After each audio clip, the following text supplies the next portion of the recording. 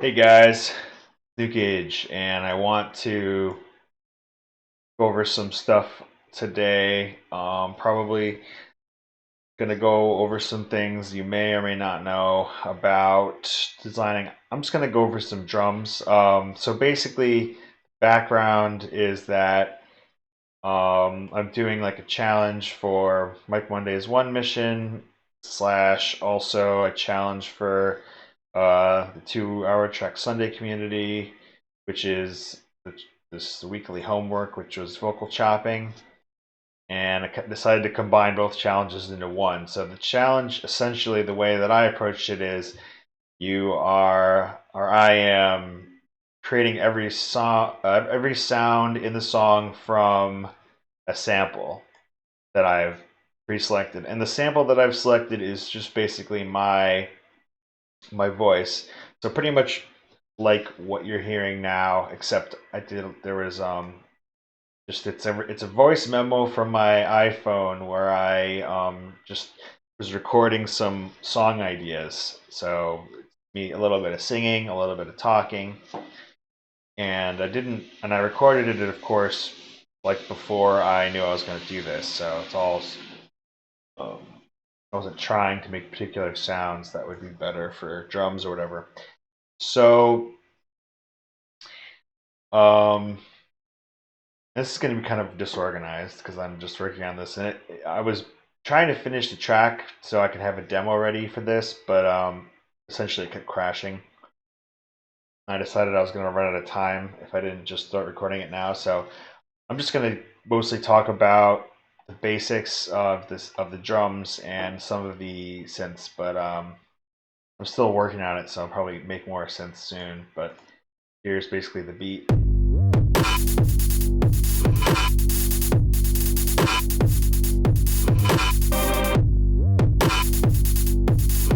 Once again, every single sound is basically created from my voice.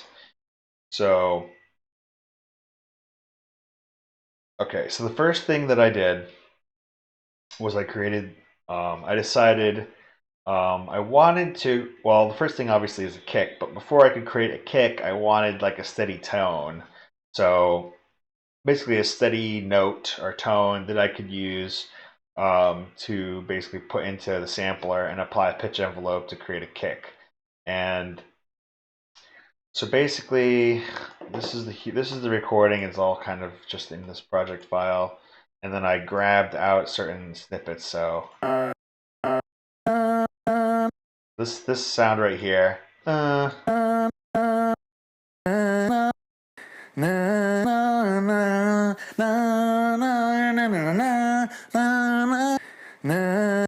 that's just me trying to hum out a kind of melody. So I used this sound and brought it into the instrument rack over here, which is a sampler. And if I just like trigger the sound,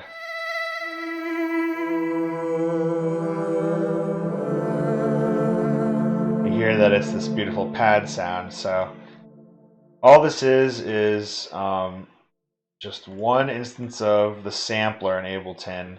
These don't do anything. Just ignore all this. And then a reverb. So essentially it's just, I turn off the reverb. Once again, if we just go to that sample, just that. So I'm using the sustain mode. So if I turn this off, and that's all you get. If I turn off the filter, and then if I turn on the sustain mode, it has a loop start, loop end, crossfade value. And I've tuned it so that it's actually in the correct note when I play it across the keyboard. And then, sorry, let me just double check everything.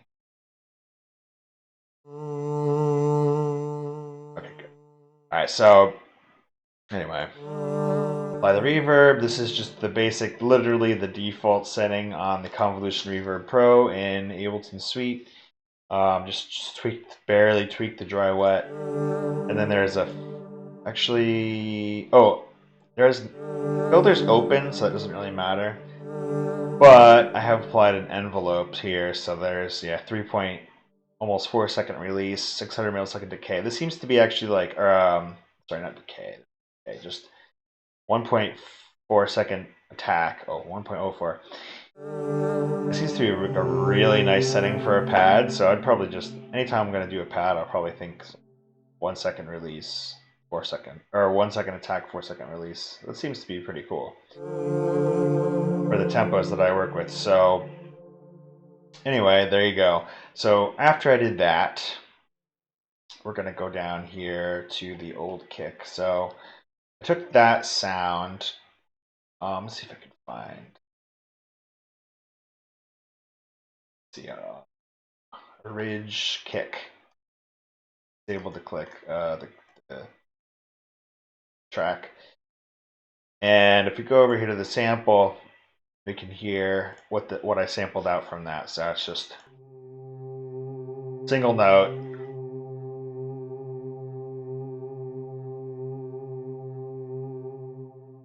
Sounds pretty cool. And I could, reload this into a new instance of sampler, which I've done here, but I could load it in and use it as a pad.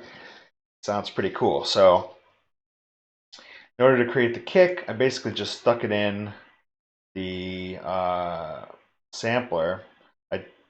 This note length basically just controls the length of the sustain, so I don't have to do that manually. And then,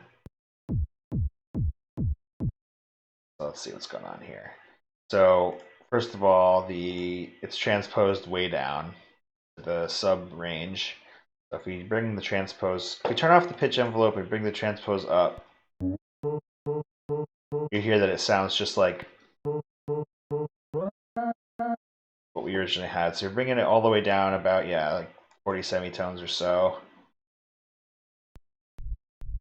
So it's barely audible. And then we're applying this pitch envelope decay of 600 milliseconds, which is actually the default, and up by 39 semitones on the envelope. That gives it the attack that we all are used to on a kick drum. So then beyond that, I have a bunch of effects I've applied. So Convolution Reverb Pro gives it more body. Corpus. Basically, the corpus settings are a very slight dry wet, short decay, default radius, and then I use the tube setting. So this is pretty cool because and then it's a C. I think originally I was working in C, so I wanted it to be a C. So corpus is a great way to just add some like extra decay, extra harmonics in the low end. Then I put it through. Is the trash even instantiated? Yeah, this doesn't even do anything. Never mind. And then compressor to just bring everything out. Probably should have added more tact in that, but. And then a transient master. Give it more of that click, and there's a limiter on the master, so you probably can't even tell. But that is basically it. And then I essentially took that and I sampled it again. So if we come over here to another channel, go to the browser, and you'll see essentially sounds the same, the sample. And then I've applied it, so now there's a bunch of more stuff going on here. So I'm going to turn these off once again so you can hear what it sounds like with nothing. Bring this back. So turn off the pitch envelope. Increase the. So that sounds, yeah, once again, sounds the same. Let's see what it sounds like when we add more. Let's see what it sounds like when we add the pitch envelope. I'm just hitting undo right now to get this back. Gives it a much nicer tone. That's 20 semitones up, and 134 millisecond decay. I've also done is I've moved the start time, and that just basically I'll turn everything back on and move it around and show you kind of how that messes with the timbre. Just gives it a little. I always just thought the attack was too distorted sounding for what I wanted. Bring the compressor, kind of brings it up again, and then that's actually pretty crazy. Is the R bass does a lot, so I'll bring that in at the end. Batter doesn't really do much. I just like this plugin for low end. And then yes, just very basic EQ to bring down some of the roominess of it. And then the R bass just adds like this low mid harmonics that are very, very good for this. So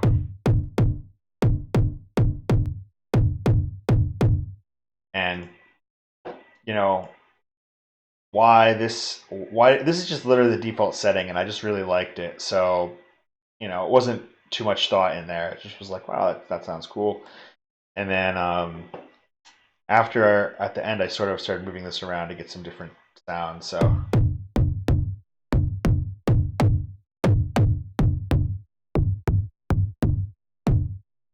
because the pitch envelope is also being applied on this version of the sampler, you're still going to get that attack no matter where you kind of slide it, but you get different style kicks depending on where you start the sample. So I'm going to hit undo to bring that back to where it was. And do a bunch of times. Okay, good. That's pretty much it. So that's the kick. Now, it took me a little while, a bit of experimentation, and I could do more with this kick, but it's serviceable. I'm not an expert at creating kicks. This is basically just for a challenge, so just what I did. So let's move on to the snare. So the snare was created from the original version of the kick. So this is the same, essentially, similar to this. So let's see, where's my original snare? So there's a couple instrument rack with a bunch of different copies of the same, well, except for this one, but we don't even really need this. There's a bunch of different copies of the snare with different effects. So let's hear what that sounds like. Okay, so let's turn off all the effects. And I'll go step by step here. So basically just the kick pitched up. A little bit of an envelope on it, but not really much. And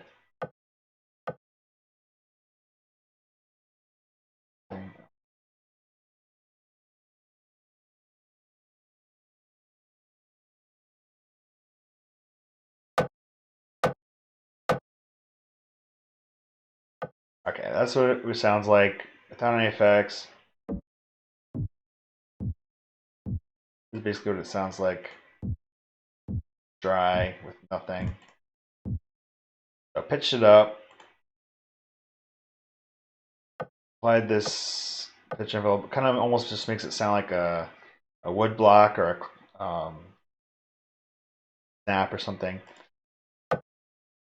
Added the Serum effects, which is essentially it's just the distortion from Serum, and it's like not even all it is the default. I just threw up the drive a lot. I could have easily just done it with a different plugin, but I just happen to have this. Not really a filter. So these are just literally the copy of the same thing, just two distortions. Then reverb that really gives it, gives it that snare feel. Compressor, R bass, which doesn't really do anything, but it does happen to make it mono. Transient master, once again, you probably can't tell because of the limiter on the master, but it's helping. And then I've got some crazy EQ on here. Now there's a couple more layers that essentially just give it more body. So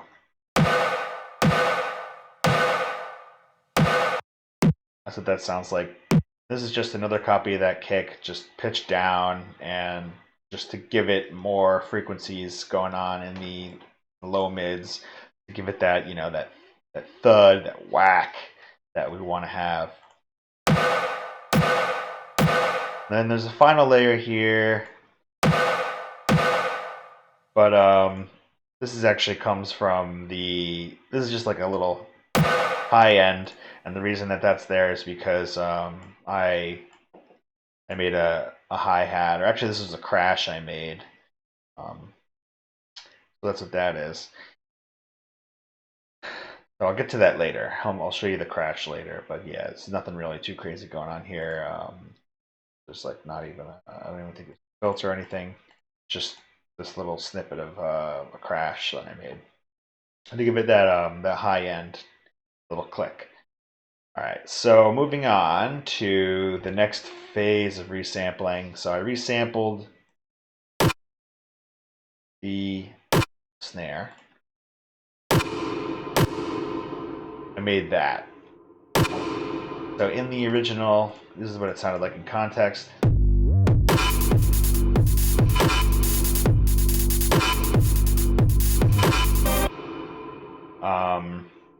Essentially, this just is the same snare you heard before, resampled. So if we're going to show in browser, that pitched up to it's just being played by a higher MIDI note. Yeah, so you can play it about an octave higher. Then I added another reverb, another just, you know, default settings, dry wet, and then I switched the IR to this Swedish nuclear reactor. And that's essentially it for this this processing I've done. And then of course here again is just another copy of the same snare, different transposition, so -17 transposition, just to give another low attack, and then I think the volume is boosted just to give it more punch.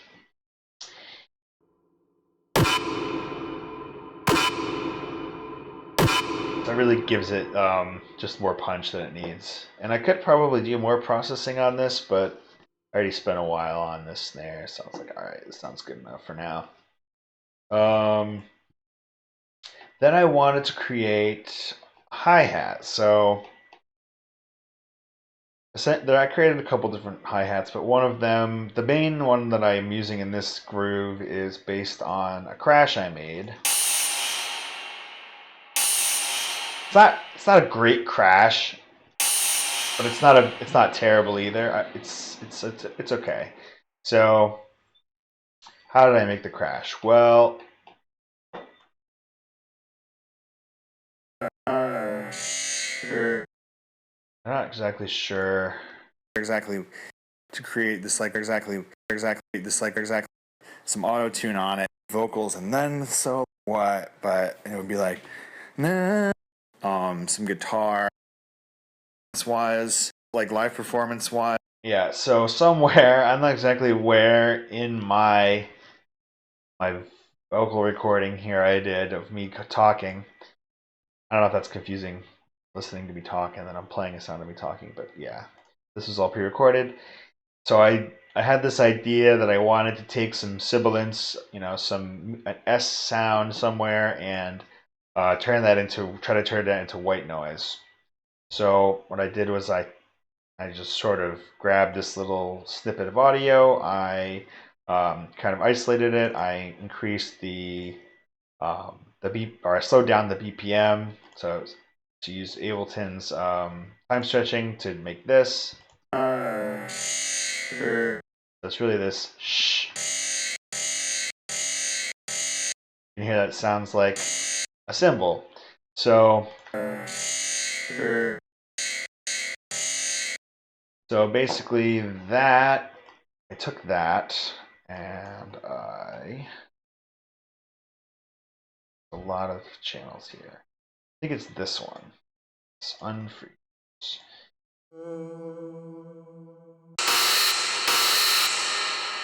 So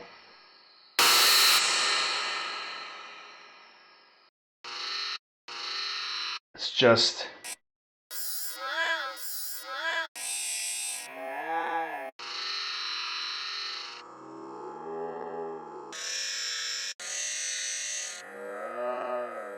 that sound with the saturator blasting the hell out of it, so making it super loud and distorted, because I thought that would make it sound more like white noise. And then I added this Convolution Reverb Pro. Here it played out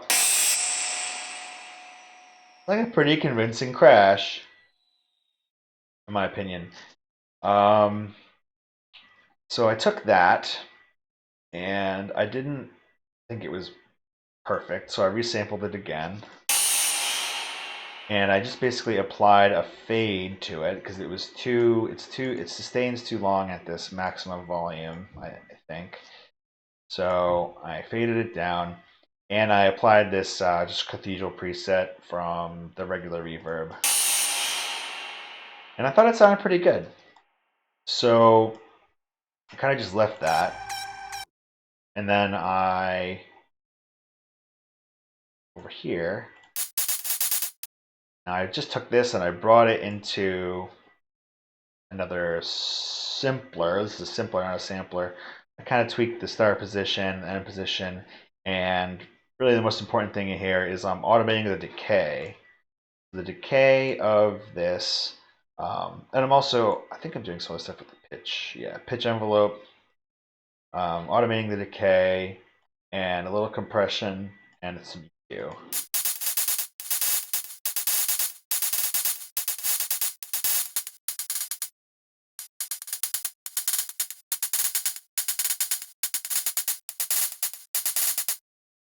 So that's pretty cool. I think that's a decent sounding hi-hat given the strengths here.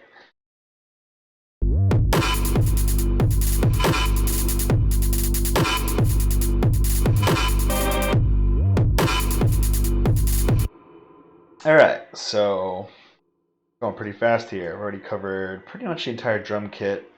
I turned off the crashes for this section, but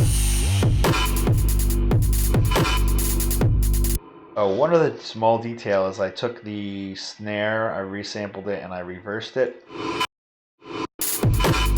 Give it just that sucking feeling right before the snare. So what else? There's a lot. Once again, this is just a track in progress, a bunch of random ideas here. Definitely took me the longest to make these drums, and they're not even like the best drums I've ever heard, but it's just like, I guess they're unique, so I could go ahead and sell them or whatever, release them, no copyright worries. So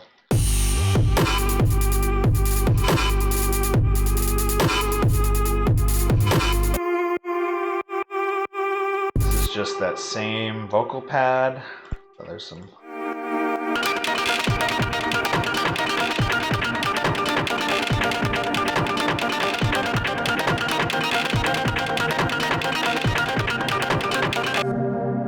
Once again, everything here is just, basically all just from those samples. Just wanted to talk about the last thing in this beat is the bass. So you might be curious about the bass. The bass is just pretty straightforward, but I created some other synths. So like this synth.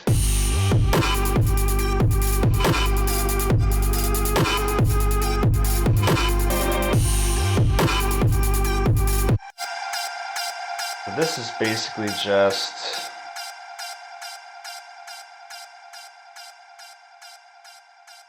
let's see what sample this is. Go to the browser.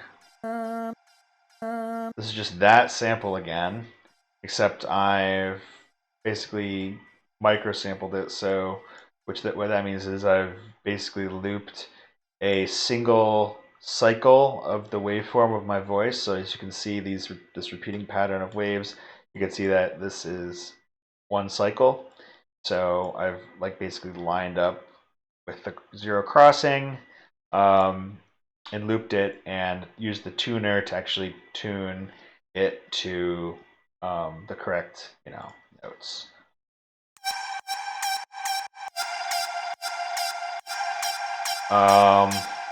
Again, it's just some standard like pitch envelope on it. What it sounds like without all the effects. Delete.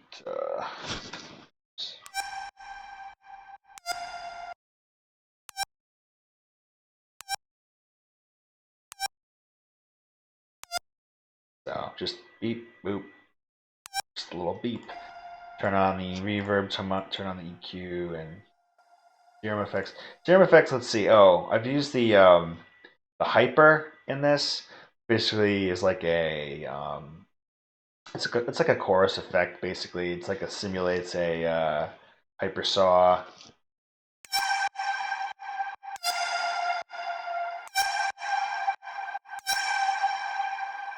Pretty cool.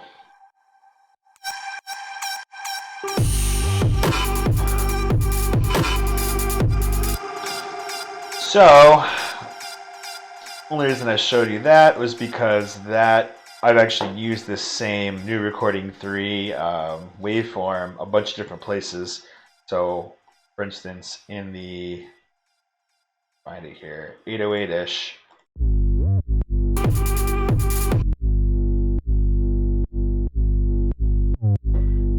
This is a pretty cool patch actually because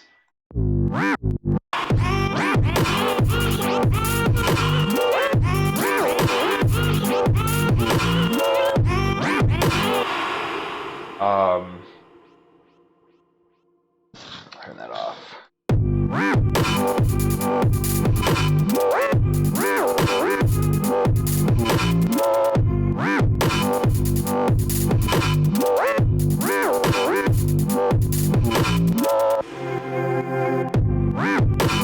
So what I've done is, it's pretty basic in terms of the sampling. Like it's literally just this sample again, but yeah, I've applied some pitch envelope. Let's go back to this version of it. This is basically just your basic sub. So how many times am I going to say basic in a row? I don't know, but just some basic EQ and compressor. This one knob, which I don't even know. Oh yeah, this one, it works pretty well. There's a filter. The filter, I'm doing some cool stuff with the OSR. I'm doing some filter morph, but that doesn't even come in on this version of it. But the idea behind this sound is that the filter starts out very closed. It has a shaper on it, so it adds these cool harmonics. So you're getting more higher frequencies that get kind of distorted beyond what the filter cutoff was, and then your actually it's before the filter, so maybe we're getting only the filter frequency, but there's also some filter drive, I think, right here.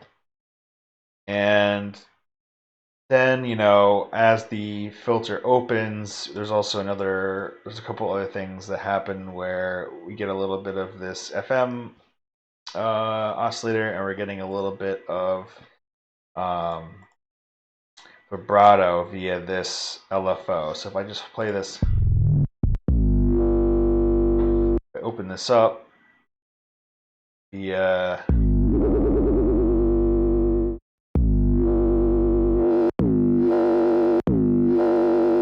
it's also velocity responsive. So if I play it with heavy velocity,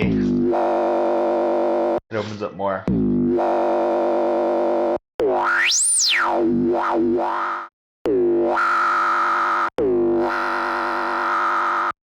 Pretty cool patch.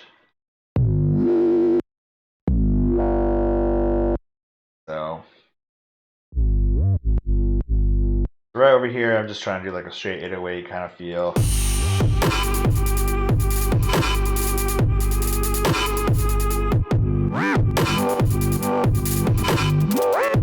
also has glide, so I can.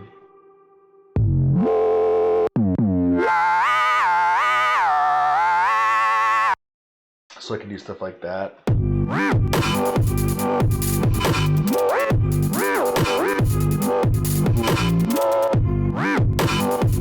And so that's pretty much it for the bass. You may have heard there are some vocal chops happening. I think it was this one.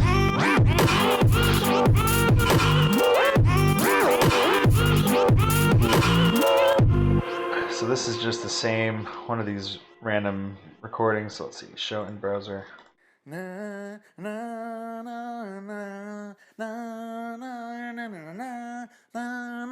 Yeah, so it's just me humming. It's I use the slice automatic slicing by transient.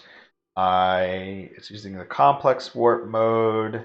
I'm automating the transposition, so it's going between I guess +9 and +12, and there's OTT to just bring everything out. EQ just to show off the low end, and then I'm using this plugin called Isotope Nectar, which all I'm really using it for is it has an auto tune inside of it. So I brought the correction speed down, put it in the key of the track, which happens to be G major, and that's really all I'm doing here. I think there's just a default, the default Motown power, so there's like a little of an EQ. I'm not even sure if I need that, but that's there. Reverb again. Just the another basically not messing with it too much, just using this BM7 Academy yard. I was messing around with a couple different things. Let's see, Looperator. Looperator is a very, very cool plugin. Not really. There's just some automated reverb that happens. It's really subtle. It doesn't really go too crazy. So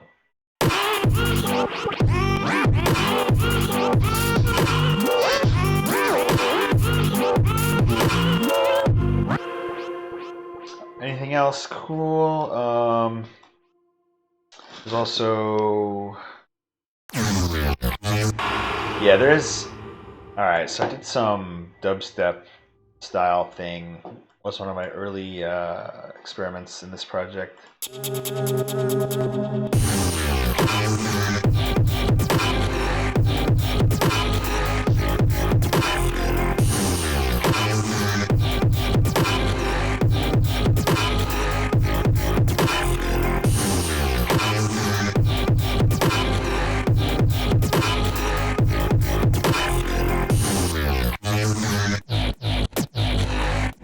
That was basically, I experimented with this plugin called Manipulator, which is a new plugin from Polyverse Music. And it is a pitch shifter, but it has the ability to shift via MIDI. So I essentially just played one MIDI note, which was this G, I think. G sharp, actually. And I took my vocal, I applied a bunch of stuff to it, yeah.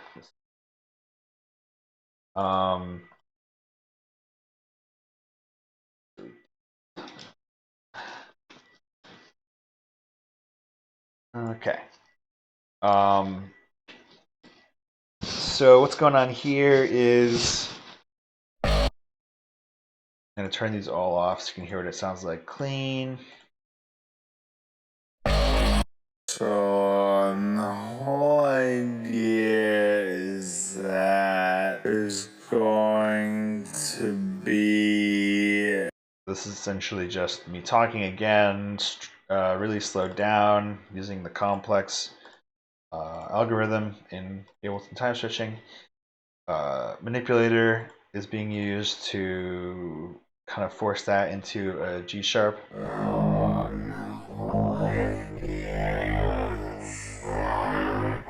I'm automating some of these controls, and then I add an OTT. Then I added this neural processing rack, which is from Let's Synthesize on YouTube. That guy, Dan Larson, and it's basically just a huge series of like frequency splits, and I think he usually splits the frequencies, and then he's processing the higher frequencies, and it creates some cool phasing and cool stuff. And I essentially just took it and threw it in here. I didn't think about it too much because he's already done all the work here. And yeah, I thought, hey, that's not cheating because it's all just these effects. So there's that. But even without the neural processing, it still sounds really cool.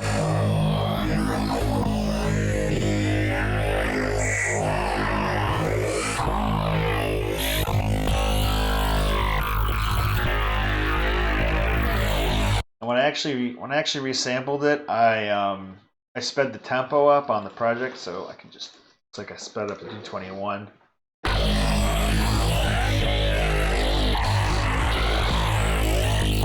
And that's because sometimes when I resample, like make these I don't know, you want faster changes, I guess. So if I sped this a bit more.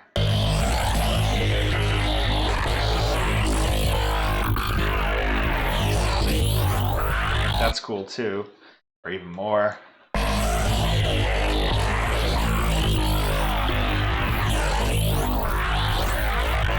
Yeah, some of it even should have went faster, but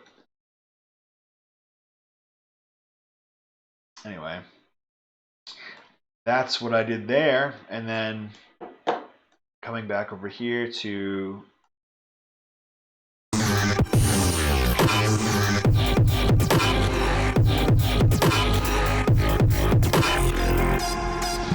this, there's some cool stuff going on here with the sampler.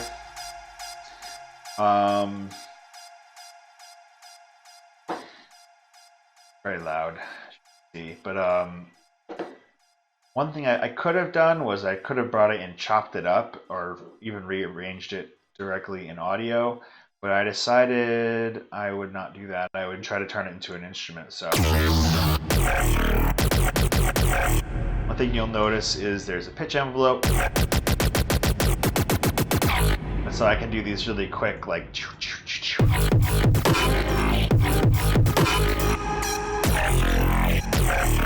I love that. You can't do that with a regular, I mean, it's hard to do that if you just sort of chopping audio, adding a pitch envelope. And then filter, or not even messing with filter, because the thing is already so filtered out and kind of neuroed out that there's not really a lot of processing going on. Main thing is that I've gone over here and I've put the mod wheel and assigned that to the sample offset. So what that means is that depending on where I program the mod wheel, it'll actually change where the sample plays back. So if we're watching this,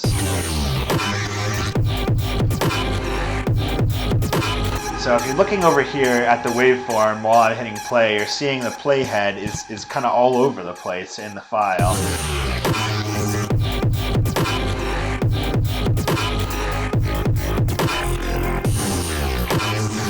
Like it starts out over here, then it's over here.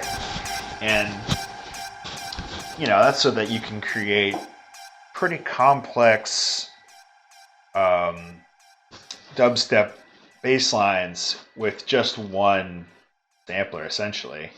And you can come in here and you can program all these changes. And of course, I could have, added a whole bunch of cool effects like stuttering and FM. And there's actually an FM oscillator in here once again. So I could have done something like, let's see.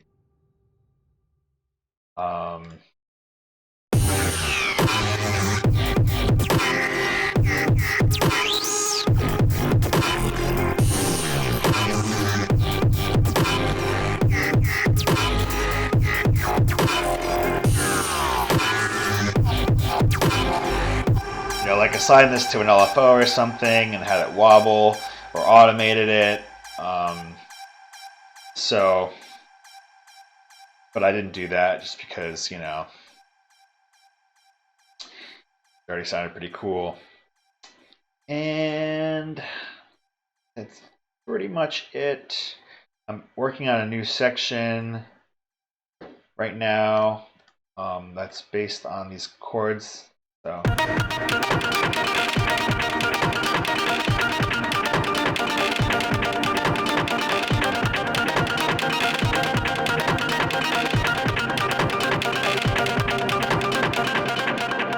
So this one, this instrument right here is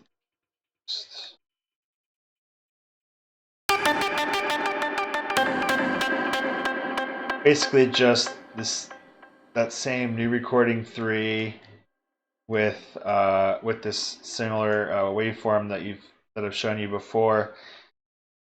Oh.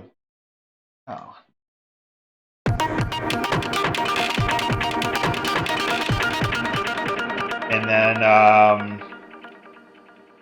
it's very, very short. I've added another chorus convolution reverb pro, a ping pong delay, a saturator, and a EQ just shoving off the lows once again.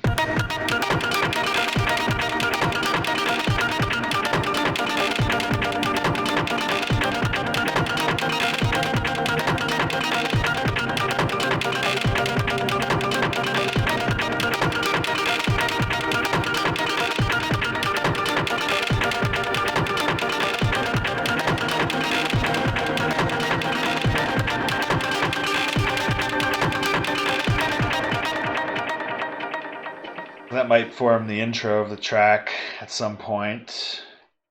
And then we have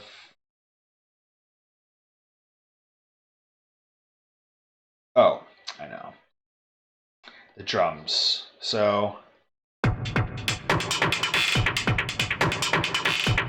might be thinking, Jesus Christ, that's a lot more complicated than just your regular snare pattern you had before. Well, it is just literally this.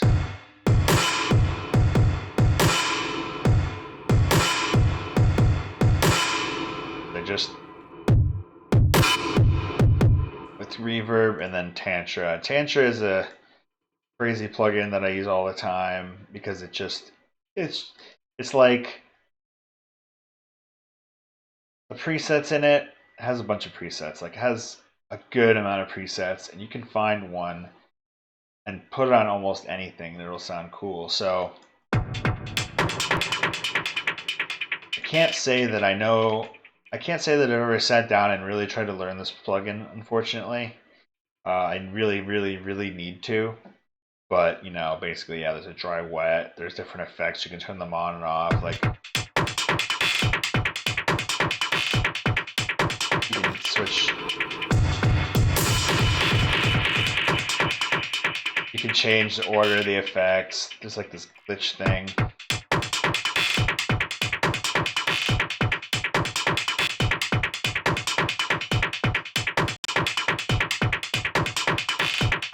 That adds that little roll at the end there, and there's like A and a B page, and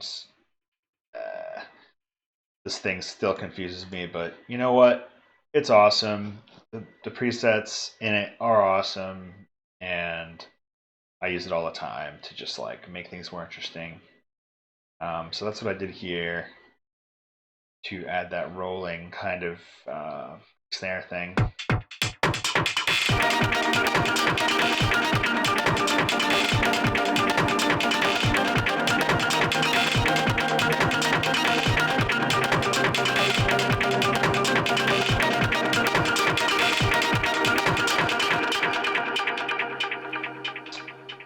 There's like one other thing that's in this track.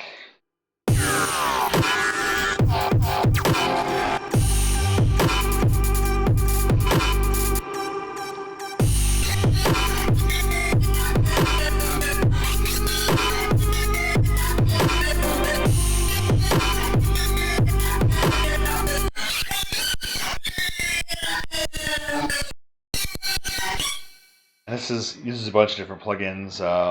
Basically, just this. It's a sound. This oscillator gliding down from high to low, And the way that I did that is I just set the glide to 4.87 seconds, and then it's just some notes that glide.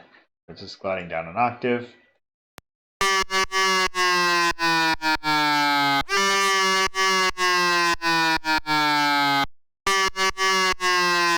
And then we have this preset on the chorus.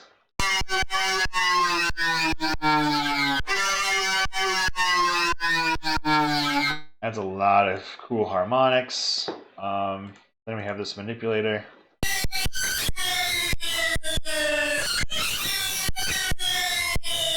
This is actually like, once again, this Infected Mushroom Polyverse music plugin, and I'm not 100% sure how it works, but part of it seems to be that it uses pitch tracking, and then it does something based on the pitch that it detects. So the cool thing is that if you throw on, like, let's say this chorus that it's creating these different harmonics, it'll actually like fuck with the manipulator, and it'll think it's hearing different pitches that are actually there, and the result can be actually kind of cool. So it's like doing this weird, like, you know, like, what is that? It's just this cool sounds. This is that hyper saw that I showed before. So yeah, it's just the hyperdimension thing that doesn't seem to exist in any other plugin other than CRM Effects. And then distortion. Not that it really needs it. And then we have Looperator. So this is a really cool plugin from Sugar Bytes. It adds this gate to it, and then there's some other effects. So this is like a time shift thing. Pitch shifter.